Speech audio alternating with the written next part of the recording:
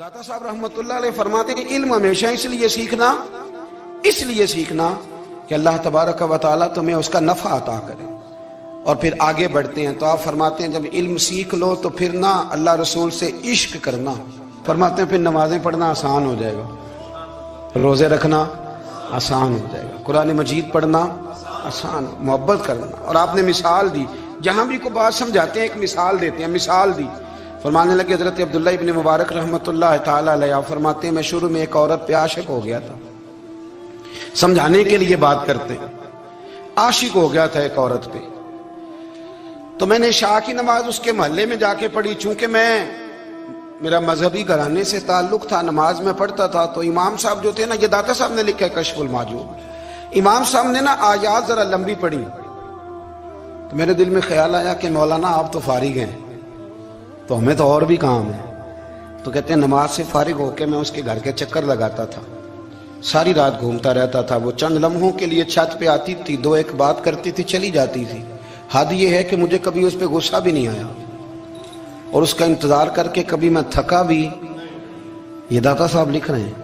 हजरत अब्दुल्लाह इब्न मुबारक फरमाते हैं एक रात में गया, इसी तरह मैंने नमाज पढ़ी, फिर मैं उसके घर गया। मैं सारी रात, सर्दियों की ठंडी रात, 11-12 घंटे उसके घर का तवाफ करता रहा, माज़अल्लाह चक्कर लगाता रहा। आधी रात को सहरी के वक्त वो छत पे आई 1 मिनट के लिए और कहने लगी घर में मेहमान बहुत ज्यादा हैं, आज बात नहीं हो सकेगी। हजरत अब्दुल्लाह इब्न मुबारक फरमाते हैं कि मैं जब वापस लौटा तो ना मुझे उस पर गुस्सा था, ना मुझे थकावट थी, बल्कि मेरे दिल के अंदर उसके लिए मोहब्बत बढ़ रही थी। मैं कह रहा था कितनी अच्छी है बेचारी, इतने राश में भी और इतनी मजबूरी में भी 1 मिनट के लिए छत पे आई है, फिर भी मुझे उससे प्यार बढ़ रहा था। कहते हैं जब मैं थोड़ा आगे बढ़ा तो फजर की अजान हो रही थी, यकदम मेरे अंदर से आवाज उठी। मैंने कहा अब्दुल्ला, अगर तू एक औरत के लिए सारी रात खड़ा रहता है, ना थकावट होती है, ना गुस्सा आता है, बल्कि प्यार बढ़ता है, अगर औरत के लिए बंदा खड़ा रह सकता है तो रब रसूल के लिए भी खड़ा रह सकता है। फिर तरावी पढ़ना कोई इतना मुश्किल काम नहीं है, फिर तहज्जुद के लिए उठना कोई मुश्किल काम नहीं है। शर्त यह है कि प्यार हो जाए।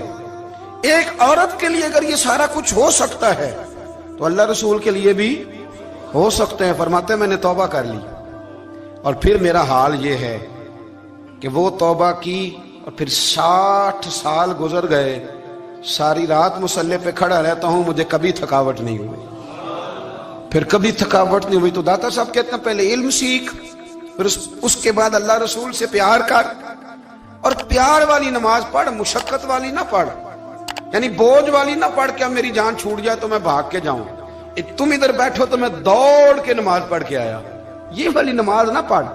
फिर तू आया तो फिर ज़ौक पैदा कर, फिर तेरे अंदर शौक हो, फिर तू तवानाई वाला जज्बा रखे दीन के मामले में।